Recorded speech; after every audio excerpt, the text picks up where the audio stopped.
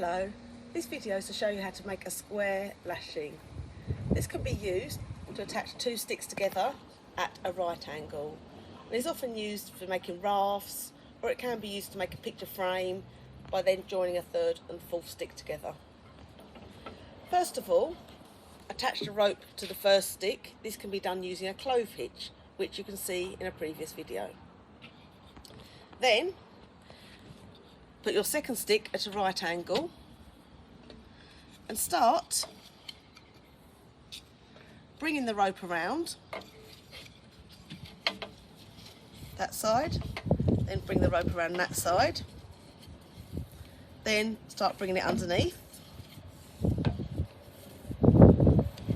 and do this a number of times to ensure you are tightening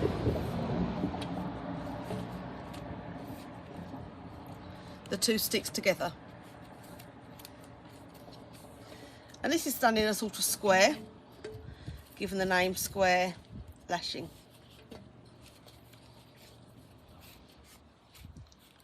Okay, and when you think it's tight enough and it's secure, you can then just fasten the end in there. I've now bound two sticks together using a square lashing.